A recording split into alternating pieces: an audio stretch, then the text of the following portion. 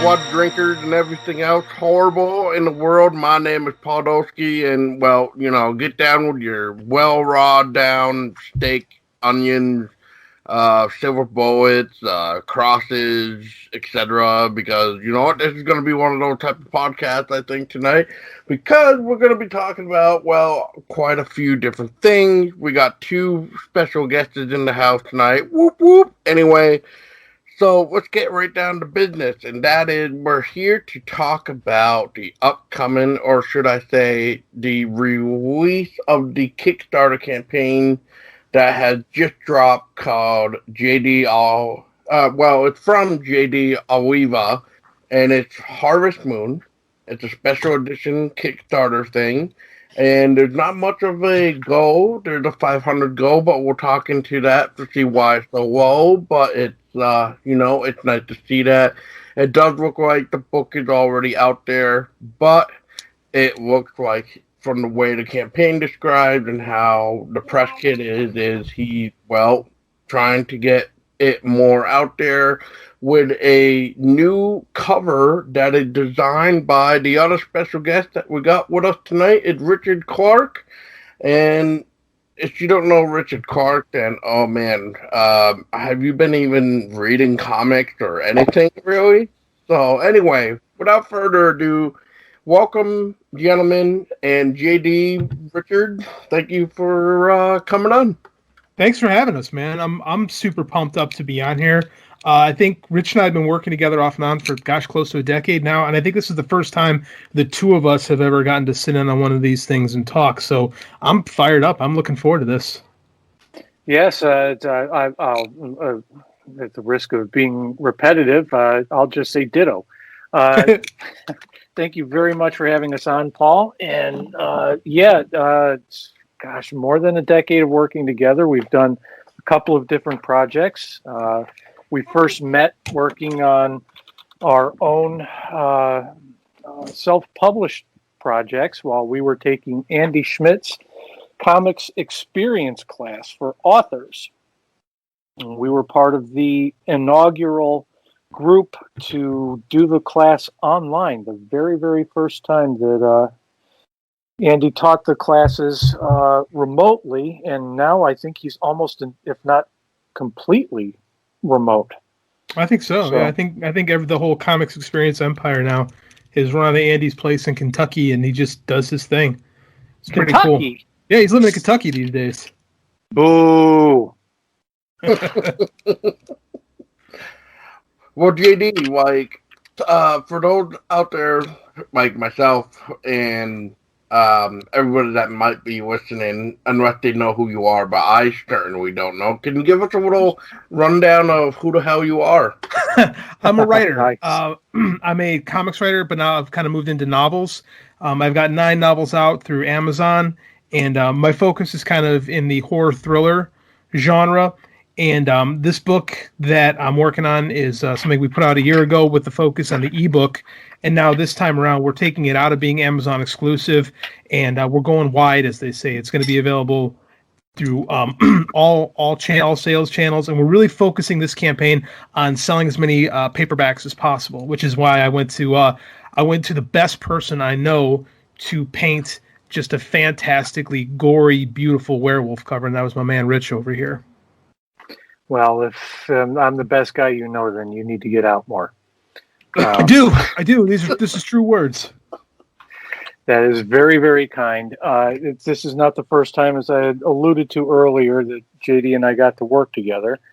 JD's extraordinary comic book miniseries based on a documentary film he shot following the Katrina disaster in New Orleans was called Deluge. We did a 3-issue mini. I illustrated it fully, and we self-published it, and I think JD is still trying to recover from it. Emotionally or financially, where are we at in this one? I'm not going to choose. I think that it's entirely. It was a fun project. We won a couple small press awards. Got me in the door in some places. I was happy doing comics, but I think I found my groove doing novels a little bit better. I love the book we printed. I've heard nothing but praise from it, so it was, it was a nice little gritty crime story, which don't sell great as far as comics go. But in Comixology, when we released it back in 2014, we actually sold 3,000 or 4,000 copies of it, which for a no-name book on a platform that had really just launched was pretty damn good. We got a re-release in 2016 that did almost as well, and we did a good job for a little self-published book, so I was pretty proud of that. Wow. That's pretty cool. It was. We did all right with it, man. I'm really happy about that. Well, I would be happy about that. That's for sure. That's really good. That's amazing, too. And I just will put a point in real quick is that the werewolf design that JD is talking about that Richard did is actually the podcast image. So that werewolf that you see in for this interview is actually the painting that Richard did for the cover for Harvest Moon for the upcoming special edition. Here's what's cool about this Kickstarter campaign. As I say, we're really focusing on selling as many paperbacks as possible. But what's really cool about this is if you just kind of dig it, we do have the ebook version available. We're debuting the audiobook version of Harvest Moon with this campaign too, which is really cool. But this image is so striking. It's so hauntingly beautiful that it's actually a reward tier. It's our highest ticket reward tier, and some lucky horror fan is going to be able to own this beautiful oil painting. I have one of the covers. Acrylic. I'm sorry, Rich. This is my ignorance from the art world showing through. This acrylic painting, thank you for correcting me, is going to be owned. I'm looking right now at the Deluge #3 cover that Rich painted and that I get to have in my office right now, and it's stunning, and it pains me to part with this. But at the same time, I paid for it, and I got to pay those bills. So it's going to be the kind of the big ticket item, the coup de grace, if you will, the crown jewel of this campaign. And I'm excited to do this. It's not something that people normally do in a fiction Kickstarter campaign. It's fairly common in the comic space, but I'm trying to take some of those lessons I learned from the Tyler James School of comics Kickstarters and applying them to the fiction world. And we'll see how it goes. It's kind of new. So I'm excited. I think people are going to really dig it when they see it, because I know I did. Now, how long is the campaign going to go for? We're going to go about a month. It's going to be 1 month. It's going to be the end of, we start Monday the 17th, and we'll go through September 18th, because it just worked out days-wise. And so we're going to look to get as much sales as we can in that 30-day window, 30-day plus window. Well, I mean, like I said, it's a reasonable goal. I don't see you not hitting it. So, and werewolves are usually a big hit. Novels seem to be a big hit on Kickstarter, just like comics are in the world nowadays, especially with COVID-19 in the air, or however you want to look at this thing. I mean, the best time is to read, and then because pretty soon we're all going to be bundled up in our own house because we can't go out anyway, unless we want to go get some hot chocolate or something and freeze our ass off, I guess. So you might as well read a book in the meantime. Exactly. Yeah, why not? Yeah, it's cool. Like what I'm really happy too is it's not just Harvest Moon available. There is a spin-off series from Harvest Moon called the Books of Jericho. Right now it's a 4-book series. All of those books are also available through the Kickstarter. So if you just want the werewolf book, which is again my big book, it's the #1 seller in my catalog, sweet, it's there for you. If you want a little bit more, we've got 4 other full-length novels right there for you, so you can get yourself 5 novels if you want to delve into this universe a little bit more. And again, both ebook and paperback. So I'm really kind of excited to put my foot out there and show people kind of what we're about. That's good. I mean, for somebody like me, I've noticed too with your Books of Jericho, and it looks like, as you were saying too, it's mainly your ebooks that you have available through the Kickstarter reward. Now, I noticed on Amazon too, when I was kind of looking around, is that the Books of Jericho print seems to be out of print. So I'm just curious as to, like, are you trying to maybe bring them back with new covers or something? Because this is technically like the prologue, right? This is okay, so I'll tell the story. Harvest Moon was my first book. Rich and I were trying to get it done as a comic back in the day. I don't think I quite had my head wrapped around the story yet, so it never really took off, which actually wound up being better. I think the version that's finished now is the best version of it, so that was okay. When I was getting into writing novels, I was told by a mentor of mine that what you really want is a series. That's where the money is made in writing prose fiction. So I said, okay, what can I do? And there was a character, Ethan Jericho, that it plays a smaller role in Harvest Moon. He's not a main character; he's a side character.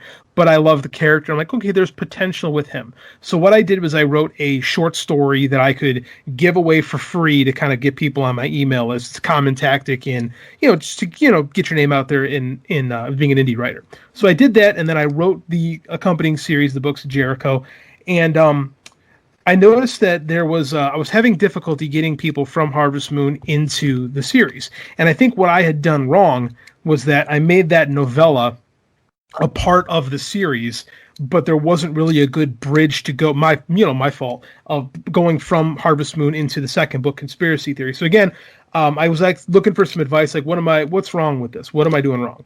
And he said, well, your free novel, which doesn't really connect to Harvest Moon, other than it has the character, there's like a giant gap here. So this isn't working. And my covers on the Books of Jericho were reading more thriller than they were reading supernatural thriller. So he's like, if I were you, I would just redo the covers. So I said, you know what? I'm doing this Kickstarter anyway. I'm going to pull the catalog right now, but I'm going to keep Harvest Moon up because it does make me some money in the shape that it's in right now.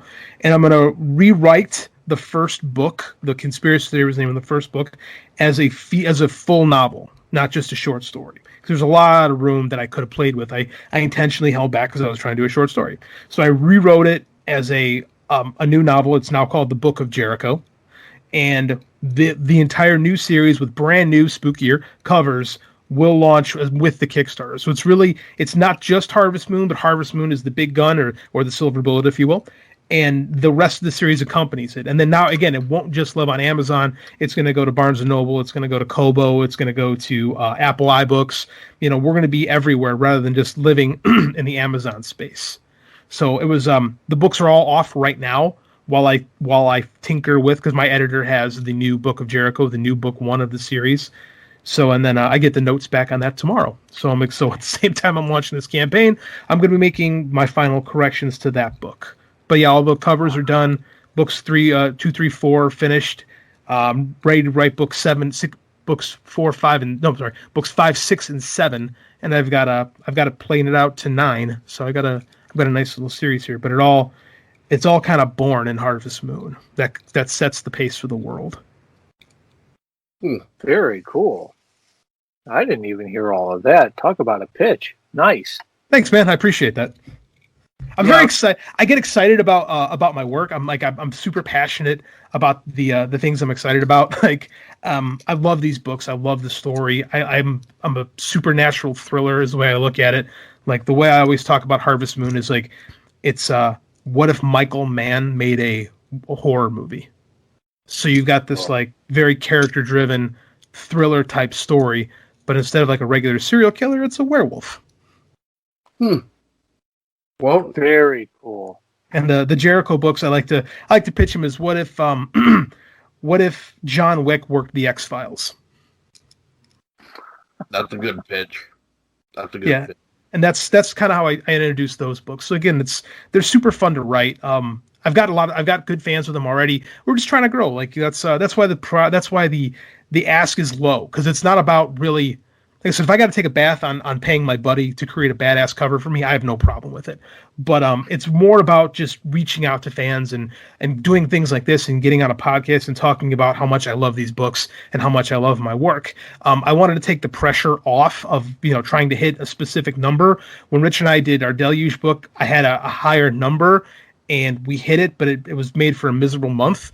And this isn't about. It's not really about paying for anything. Like I want to pay back. I paid Rich. I paid my man to do a fantastic job, and I'd like to recover that. But at the same time, like I know I will down the line. What's more important to me is just getting the word out about these cool ass books, and no pressure now. We're gonna go out there and knock it out of the park, and then it's all about just having fun and creating a cool campaign. Yes, and I would like to interject that before anyone looks at the price tag on that ticket item there, that JD and I are long friends and collaborators. That was not the typical "I'm going to paint you a novel cover" No. kind of arrangement. No. We're both working on this as a true labor of love in the sense that we both really want this series to succeed enormously. No, Rich did a huge favor for me. I asked for a huge favor, and I appreciate that. He's a good dude. We work together a lot, and he does fantastic work. And I should probably price the art a little bit higher, but it was yes. I know it's a point of contention with us. I realize it, but it's more important to me that it's grabbed and that somebody it finds the right home. It's not about finding the most. Agree. It's like a pet, right? Like you got this, you have puppies, and you love your puppies, but you can't afford to keep all the puppies. So you really want to make sure they go to the right home rather than 100%. The first home. And this is. Puppy is a fantastic analogy that I didn't mean to do, but it works perfectly with a werewolf cover. So I just wanted the right person to say, "Man, that's awesome," and keep it forever. And agreed. A real cool item too to have. So I mean, yeah, and that's all I can say about it. It's like you can see the love that Richard put into it, and I was just about to ask too, like. Richard, what was the pitch that your buddy here gave you anyway? And then how did your design even come out to be painted like this to be used as the cover for the new special edition of Harvest Moon? Because, I really can't get over the cover at all. Well, that's very kind. Thank you. I'm glad that you like it. I hope that there is a super fan of werewolves and suspense thrillers who will be as excited as both you gentlemen are about the image, because as JD was saying, the words are exactly the words I use about pieces when I sell them, is that finding the right home and a good home, because I mean what the hell else is it going to do? It's going to sit in a flat file in my shop here. It's it doesn't do anybody any good. The pitch that I got, to get to the actual question you asked, I have a tendency to go off in search of the land of Oz every now and again. Me too. The question that you asked is, what was the pitch that JD gave me? JD gave me a rundown of what the story was back when we were hoping we were going to be able to afford to work on it as a comic series. And the rough story outline, in addition to the type of werewolf and the setting, gave me everything that I had to start coming up with rough thumbnails, just broad general ideas. A werewolf in Chicago looks like this as an idea. And we worked through several thumbnails. JD picked the most difficult of the bunch. That's what I do. I'm still pissed off about that a little bit, but that's okay. I love you, Rich. Yeah, but had to pick the one with the goddamn Chicago theater in it. It's so pretty. Yeah, it's so pretty.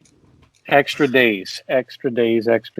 But again, it did work out well, and this wasn't a mercenary job. So, I am glad that it worked out as well as it did. And, the handful of thumbnails that I did, I had a favorite that was more non-specific, and that was more mood and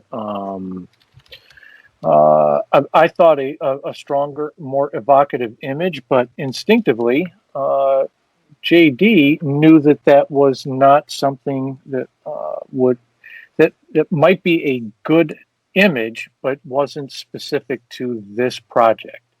So rather than make something that looked like it would fit any sort of general scary werewolf story, I had to go and paint that goddamn theater in the background. So the reason I chose that one, aside from I knew that it could be fantastic looking, is the city of Chicago plays a gigantic role in the story. I grew up outside Chicago my whole life. My parents were both born in the city, and they came from different neighborhoods. So having grown up in the suburbs, like you learn this reverence for Chicago, and you learn about the different neighborhoods and what they mean and the roles they play in the foundation of the city and the city's makeup and the culture that means it. Because like every time we change a location, I talk, not like Tolkien inspired, but I talk a little bit about what the neighborhood is.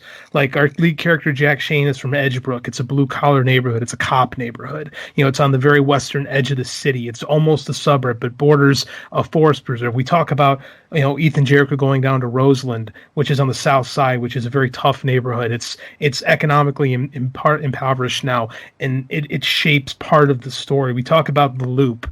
You know, we discuss the Leopold and Loeb crimes a little bit. You know, we talk about, you know, going into Kenwood and the University of Chicago and, you know, the new money that's taken over the South Loop. Like the Chicago is such an important part of the story. It's not like you couldn't uproot this thing and put it in Toronto, not to pick on Toronto. I just don't know anything about it. Like this story had to be told in Chicago, and having that little, and because I wanted a wraparound cover, I said that was super important. Having the city, like a distinct landmark that literally says Chicago, was so important to me because Chicago, in my opinion, is the second most important character in the story. So there you go. I did have a reason, Rich. Oh, and I understand. And you're, as I said, you know, what does a werewolf in Chicago look like? You know, is it something generic like the thumbnail that I liked that would be more universal, or is it something that, you know, requires me to spend extra time painting bricks and rustication and stinking neon lights? So, I love you, man. It's fantastic. It's such a and because it was going to go for sale, it was super important to me that it looked stunning, which I knew it would anyway, but like, and it needed to be different. Like it needed to be something that wasn't just something you could find anywhere. Like it had to be unique to the story. It had to be unique to what could be. And like, believe me, all my home friends that have seen it love it because they see home. Like they see. Good. Get one of them to buy it. I'm trying. I'm working on that. I'm working on that. Greasing those wheels. But yeah, it's like I said, Chicago is very important to me. So, and it's very important to, you know, the story and the people who it touches. So it works great. And we got the moon in there too, which looks really cool. Well, you had to have the moon in there. Had to have the moon. The moon. And that was the big complaint I got on the original cover, was that, you know, when you're battling for space on Amazon specifically, I really liked my old cover, but like, again, it was pointed out to me, it's like, the werewolf's not big enough. Like it's hard when you only have so much real estate to compete for an eye on Amazon, and you've got to draw like a werewolf. Because I put books on Amazon that don't have werewolves on them, and there's not that super draw. So I wanted something that when you're scrolling past is like boom, it gets you. And that werewolf face, that gory snout, man, it's captivating. Like it takes you. You know right away what you're getting in that store, and by looking at it, and it's exactly what it needed to be. It's exactly what I wanted it to be, and it's a great representation of what I personally think is a really good werewolf story. Very cool. Now JD, I know there's gonna be some people that, you know, it's like, oh, you know, another werewolf story.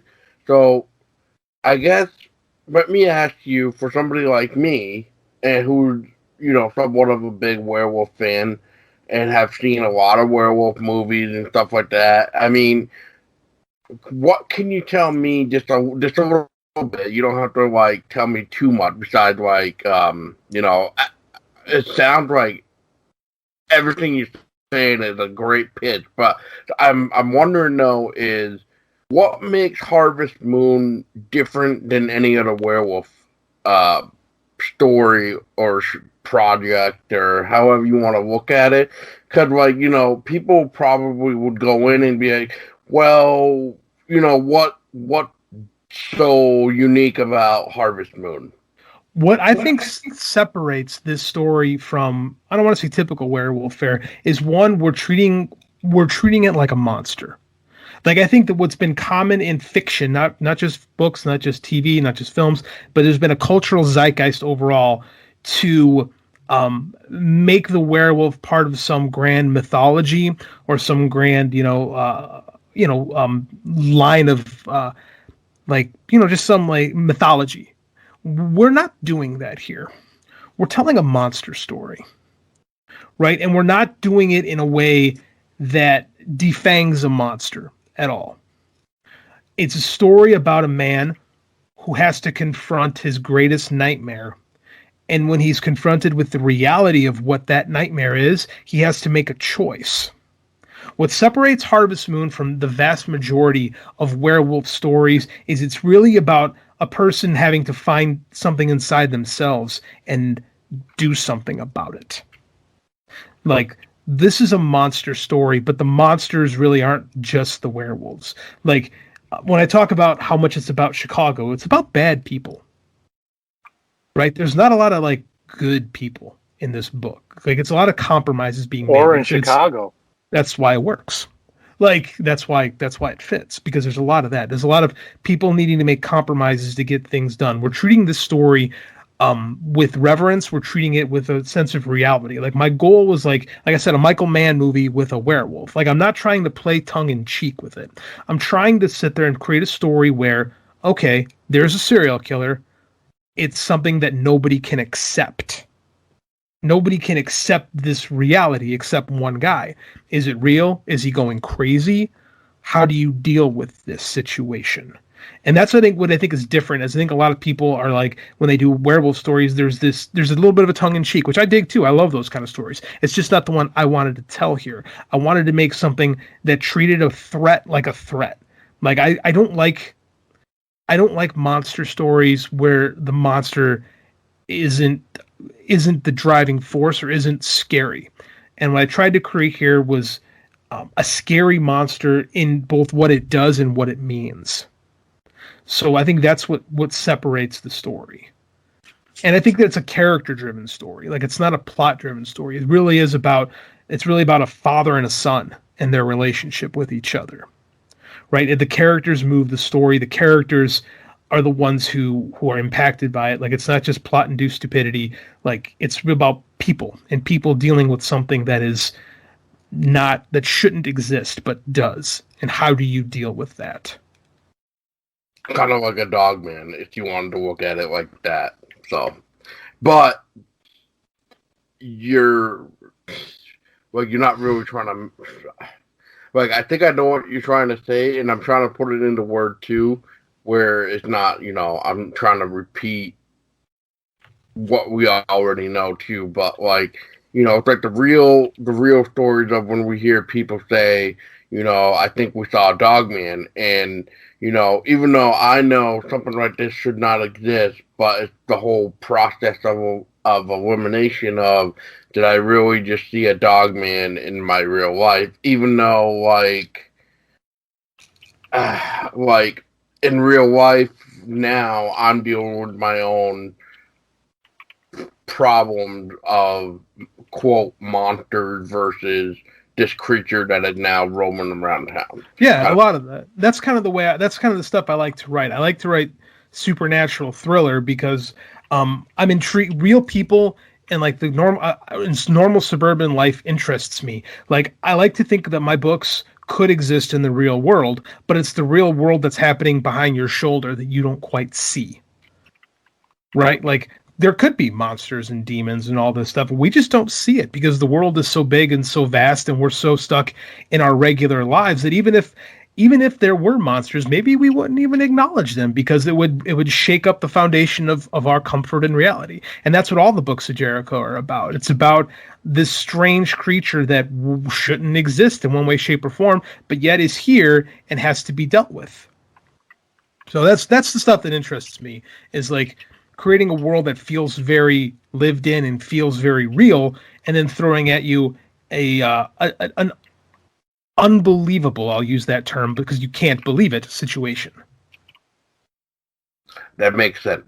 That's why I had to throw in the whole Dogman thing, because, you know, we hear all the time people saying eyewitnesses of, you know, a Dogman, and they can't believe it. But then yet when in reality, if you were to tell somebody that you saw a Dogman, you're going to be looked at funny, like, dude, like, what's wrong with you? There's no such thing as monsters, even though your reality just got turned upside down because you know, like, this creature is not supposed to exist, but here he is anyway behind society. As we wake up every day, breathe every day, and go to work. But now it's like, well, because of what I just saw, and I know what I saw, it's going to change my life to do things that I used to do, but now I don't want to do it anymore. And especially if you know what it was going to do next and no one believed you. Or if you don't know what it's going to do next. Well, that's my book. The guy knows what it's going to do next and no one believes him. So, but yeah, that's exactly like that. You know, I like horror where it feels a little more real, and the gory stuff or the creepy stuff goes on just over your. I like to use the phrase "just over your shoulder." Yeah.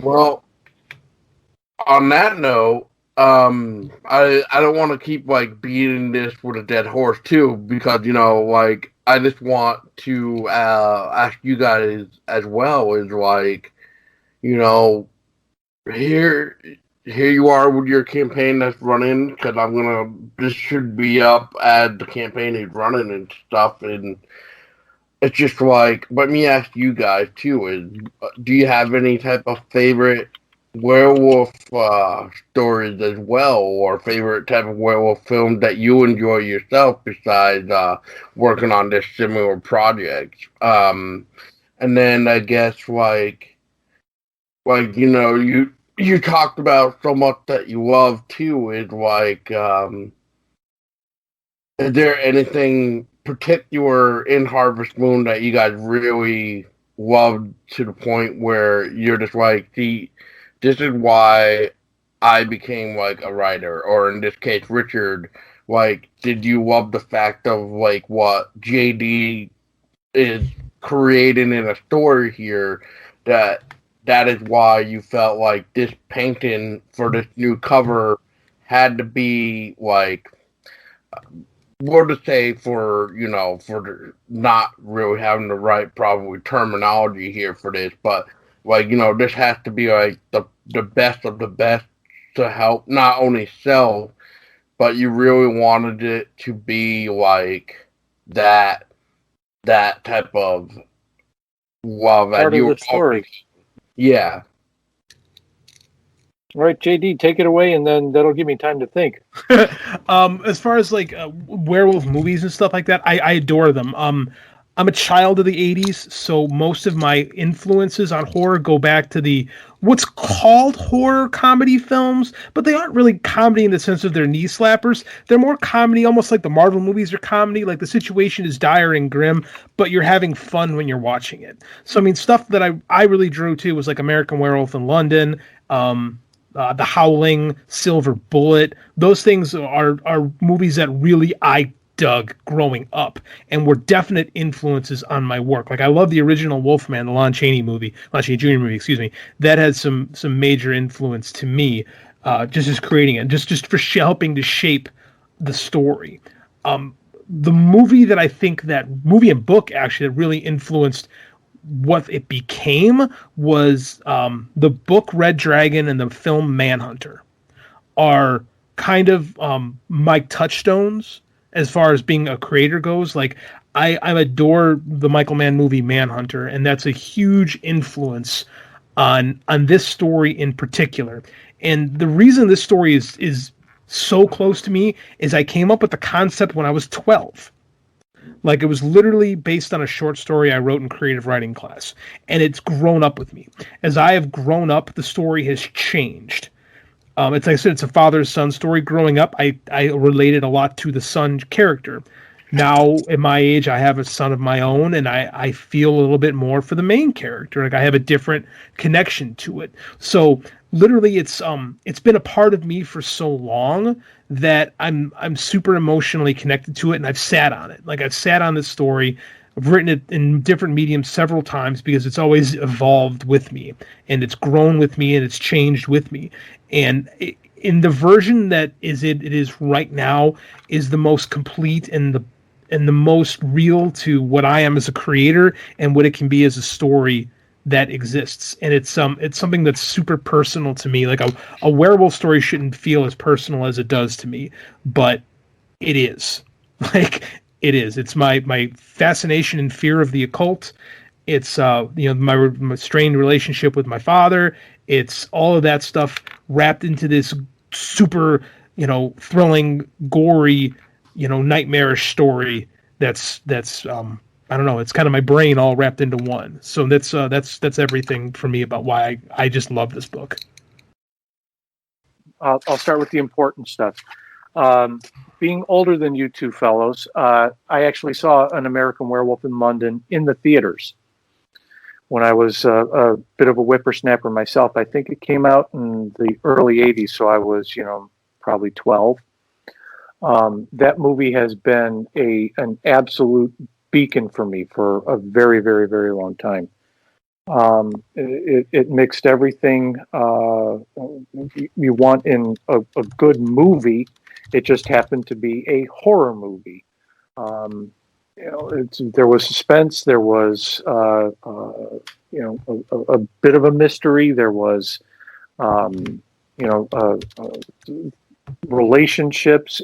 There was humor. Everything about it. And then, of course, spoiler alert for a 40-year-old movie. There's the heartbreak at the end. So, everything that was great about good storytelling was in that flick. Like about what JD does as an author, the real stuff is just as important as the crazy, outlandish, impossible stuff. Because if you don't establish a world where people go to work and police officers have jobs and investigators investigate, and if you can't sell that as believable, the crazy outlandish thing has nothing to contrast. It all just seems kind of crazy, silly, and it gets childish real fast. When you ground the fantastical in the real world,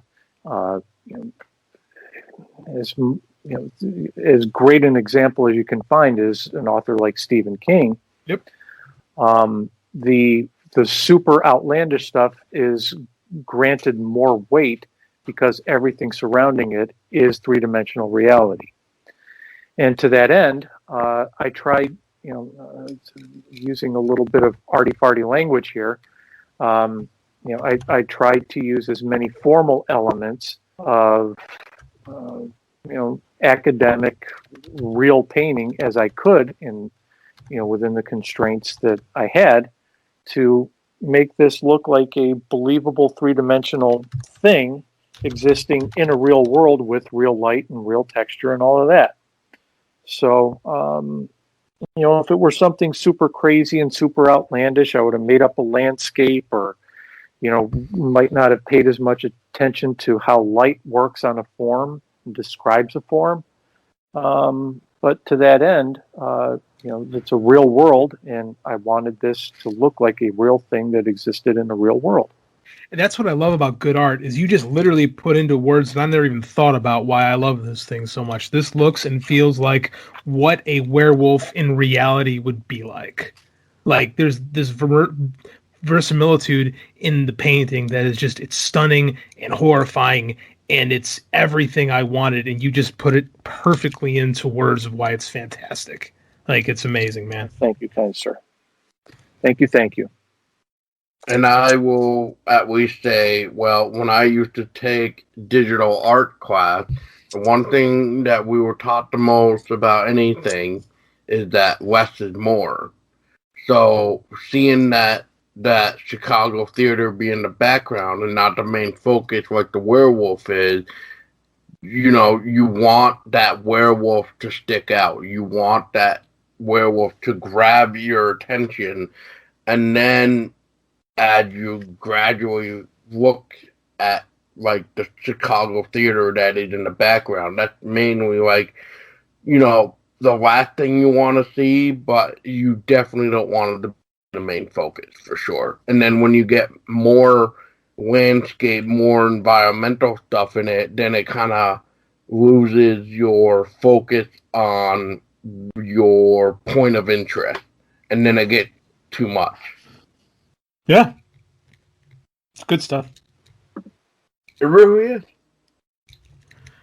I appreciate getting to have a guy like Rich that I've worked with on a few occasions now, who's so good and, like, in my opinion, underrated. Like, he's so good at bringing life. Like, on our comic Deluge, like, it was this gritty, raw story, and he does such an amazing job bringing life to characters and making them feel real. Like, and he's so good at bringing reality to his work, and like making things feel three-dimensional and feel like it's right out of like just feel like you're looking at real life. And he's an amazing talent. I really love working with him. And that's very kind. Thank you, kind sir.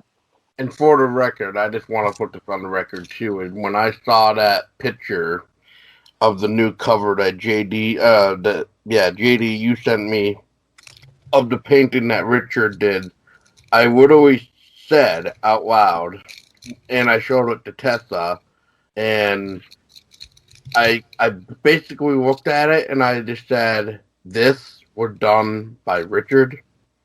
I'm like, D. Richard, and I'm like, wow, this is incredible. The first one you sent me was the old cover. Now I make sure, I was like, no, you got to use the new one, because one, it's kind of the focus of the project. Two, it's just you want to lead off with your best hitter, you know, and that's kind of what I got going here. Is I'm going off with my big gun right away, and that's Rich's piece. And like I said, it sets up quite a thing for my story to have to follow up, but it makes me excited to do it. You know, like, it's a great cover, and I think the story follows it well enough, so it's cool. Right, but I guess I was trying to correct myself there. So, no, it's cool, man. It's cool. Well, anyway, gentlemen, I don't want to keep Richard anymore too, because I know he's got a time frame too. But Richard, before you go, is there any last word you want to give out to those that are listening? And the last thing I want to ask you is, for anybody that is looking to do commission or anything, do you still get requests? And if so, how can people reach out to you to work with you? Certainly. The last thing that I want to say about this is please click the Kickstarter link in the show notes for this episode. Yes, sir. Please go and fund this project all the way to the moon and back. I want this to be a smashing success. As far as my part goes, you can find me and my work at Zippy Studio. That's ZIPPY Studio.com. You have all my social media links there, my Facebook, Instagram, and Twitter. I'm most active on Twitter, where I bitch and moan and rail and carry on about politics more than I should. And as far as commissions go, hit me up on Twitter, hit me up on Facebook. Twitter, I'm at ZippyRich. That's ZIPYRICH, single P. I work on work on projects great and small. I'm happy to do personal commissions for just, kicks and giggles. I actually, as soon as I get off the phone here with you gentlemen, I've got to get back into sketches for a physician and his wife in Louisiana. An annual commission that they get from me is them as two anthropomorphic characters. Really? Which is it's bananas, man. It's absolutely cool, super cool, and crazy bananas. That's cool. A rhinoceros and a cuttlefish. That's so cool. Yeah, steampunk rhinoceros and cuttlefish, and because they're physicians and actually in the first responder business, this year their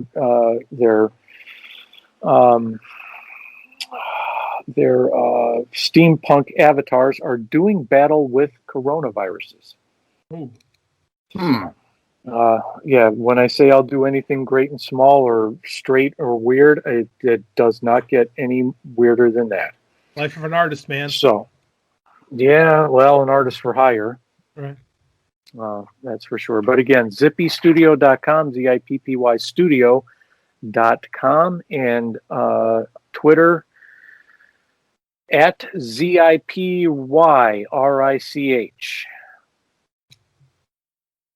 Well, thank you, Richard. And we'll have you back on for your own show for sure. And for now, thank you so much for joining to talk about how much you hated working on. No, I'm joking. How much exactly? It was a misery. Pulling teeth. That's what I do to you, man. It's nothing new. Yeah. Well, Richard, you're a swell guy, and I hopefully after this coronavirus bullshit is over with, you'll be able to meet the little one with us at the cons and stuff. So it'll be fun. I'm looking forward to meeting her, and yes, for absolute sure, getting back to conventions and all the good stuff. And I look forward to coming back and talking John Carpenter's Tales of a Halloween Night this October. Cool. That's so cool. And a mental note to that is that I just heard on Amazon that I just don't want to say the official release date, but this is what Amazon says, is that Tales for Halloween Night Volume 6 has my birthday release for a release date. So that's kind of cool. Ooh. Yeah, exactly. So, but we'll talk that later on for sure. JD now. Couple things I want to ask you actually. So, the first one is, after your project gets funded, is there any plan for stretch goals? And 2 is, where can people find you? Because as I kind of was digging a little bit, I don't think you have your own website, right? At the moment, I don't. It's under construction. I've dragged my feet on it. JD, I do own I own jdoliva.com. I haven't done anything with it quite yet. It's something it's on my list of things I need to do. I am on Twitter at JD_Oliva. I got a Facebook page, JD Oliva Writer, facebook.com/JD Oliva Writer. That's and my Amazon author page is the best place is to find me. Yeah, I gotta get on that. I gotta get on that website. It would help for sure. Yeah. Nowadays, website definitely helps for sure. But I don't know if you heard me, but once the campaign gets funded, is there any stretch goals at all? I do have one stretch goal in mind. The number one that I really want to do is if this thing does take off, I want to do a hardcover version of the book. I don't want to throw the number out there because if we start getting close to it, I'll go for it. It changes the math greatly. So I fear stretch goals in Kickstarter. There's again, I went through the Tyler James School of how to do a Kickstarter, And there's people that hate stretch goals. They want nothing to do with them. And there's creators that love stretch goals and want to throw 1,000 on there. I've ran 2 successful Kickstarter campaigns. I've not done a stretch goal with either of them. So I do have one. I do have the hardcover in mind for Harvest Moon. Wouldn't be for the books. If we do hit the goal in a few days, I will put that stretch goal out there of trying to do that first. That was what I wanted to do initially. Do the hardcover, but that it changes things so much to do it. So I want to take the temperature, see how the campaign goes. If we hit the goal pretty quick, yeah, we'll put out for the stretch goal, because it's going to have to be about $2,000 to get that hardcover done. So we hit the first goal, we'll see what happens and get that second one out there. But right now, I just want to take it one step at a time, hit that first milestone, and then we see what happens. Well, that I think that's easier said than done, and I wish you guys the best of luck of knocking this out of the park. I will probably be maybe not the number 1 backer, but I'll be some backer number. So I appreciate it. But because I know Richard personally. I remember when I first met the guy, he was such a jackass. No, I'm joking, Richard. Don't. That's my brand. That's my brand. No, I mean Richard is a kind man. He gives his time to talk to his fans and people, and you know what? I appreciate and respect everything that guy has done, and just thank you, Richard, for allowing me to be part of your friendship, allowing me to be part of your crazy little world to be considered a friend. Well, thank you very much, and same back to you, good sir. And it really turns my dials up to 11 that you dig the stuff I do and that you had JD on today. Hey, man, I mean, if it wasn't for walking into Comic Depot and seeing John Carpenter right out of the corner of my eye, I don't think we'd be having this conversation right now with your buddy JD, who you recommended as well. So thanks for that. Thanks for that too, Rich. Yes, and JD, it's a pleasure to talk to you too. Even though I haven't personally met you, but you seem like a chill dude, just like Richard said. So it's an honor to talk to you, and I want to throw it out to the table for both of you guys that if you guys ever have anything you want to talk about, or even if you just want to come on and just jibber jabber about other horror things, you guys are more than welcome to come on and we can talk horror together. I would love that. I love podcasts. I do two of my own. I love coming on and talking. I don't get a chance to talk horror as much as I'd like, so I would probably take you up on that offer at some point for sure. Hell yeah, man. I mean, I'm always trying to find some ideas for episodes too. So, and maybe we could work out something too. Let's do that. That's cool, man.